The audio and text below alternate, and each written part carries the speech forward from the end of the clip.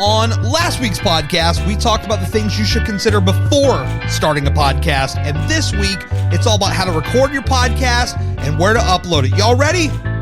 Let's go. Hello there. My name is Gary Cantrell. And if you're new here, I'm a 14-year podcaster. I've worked in live internet radio broadcasting, and I love creating videos. This multi-week series is dedicated on how to start a podcast. I wanted to share my insight on starting a podcast because I think I can offer you some value and a different perspective. Now, when it comes down to how you will actually record your podcast, there are several different ways that you can do this.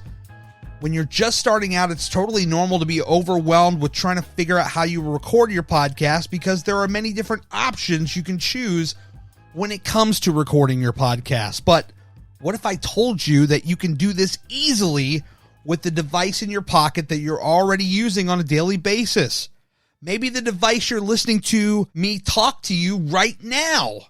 By using your phone paired with an app called Anchor, you can easily get started in just a few minutes. For the record, this isn't an ad and I'm not being paid to talk about Anchor. I've just actually used them, and for a long period of time. In their app, you can record a podcast, chat with others, edit, and upload it. They do all the heavy lifting when it comes to distribution, which I'll cover in a few moments. It's really the easiest way to get started. Now, you might ask, hey, Gary, what is the catch? There must be a catch. There is no catch. This service provided by Anchor is 100% free.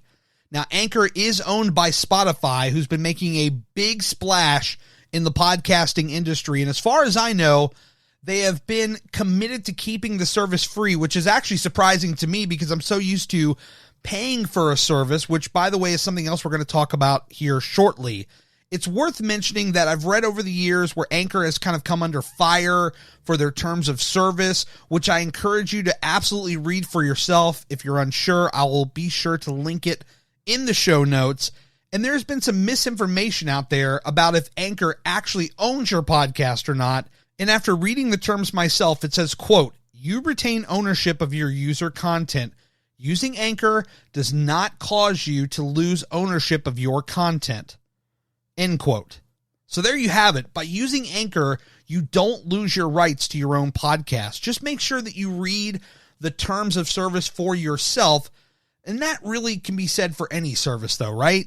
It's also worth mentioning that while recording your podcast on your phone can be quick and simple, there are a few downsides that you really should consider. Number one, it's kind of obvious, but it's the audio quality and keeping the levels adjusted just right so your listeners don't have to ride their volume button up and down while listening. Now, come on, show of hands out there. How many times have you listened to a podcast where sometimes the host was really, really low and then out of nowhere they might laugh or something like that and the volume just goes really crazy, it's really loud, ah!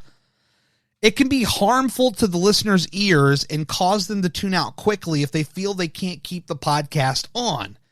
There is a reason many podcasters invest in microphones and digital interfaces. What I can also tell you is that we are in an age where this equipment is more accessible and cheaper than ever.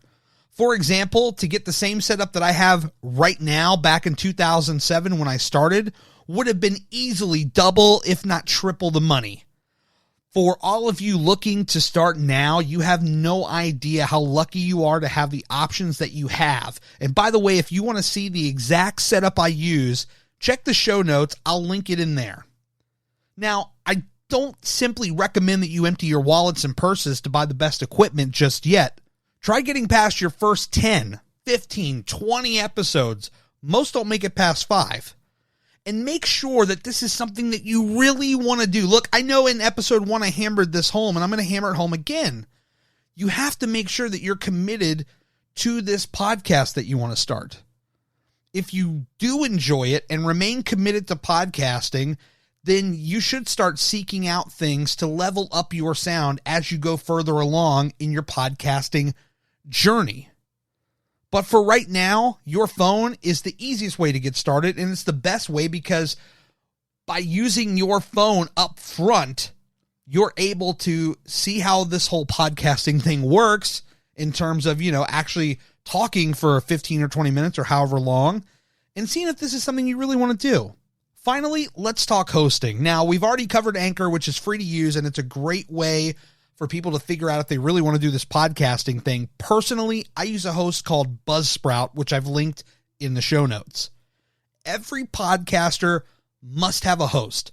This is where your MP3 files will live and your RSS feed will be created. The RSS feed is auto-generated by your host and then sent to all the podcasting distributors. Top distributors include Apple Podcasts, Spotify, Google Podcasts, iHeartRadio, Pandora, Stitcher, etc. Most hosts today will help you get distributed automatically, and I honestly can't recommend one that doesn't do this for you already. And the reason for that is because there are so many distributors out there that it would take forever for you to try and send it out everywhere yourself. I personally recommend pricing out hosts like Buzzsprout, Libsyn, Simplecast, Podbean, etc. See what fits your budget best. I've personally used all these over the years, and I've decided to stick with Buzzsprout because I like their analytics and overall customizable experience. We'll go ahead and stop there.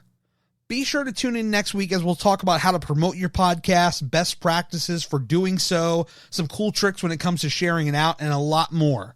I appreciate your time, and if you have any questions, feel free to reach out to me on social media. Generally, the best way to reach me will be on Twitter or Instagram, and it's at Gary Cantrell on both of these platforms. If you've gotten any value from this and you're listening on an Apple device, I hope you'll consider leaving a review. The more reviews this podcast get, the more Apple will recommend it to new listeners, and hopefully they'll get the same value from this podcast as you did. Thank you so much for listening, and I'll catch you on another podcast. Bye for now.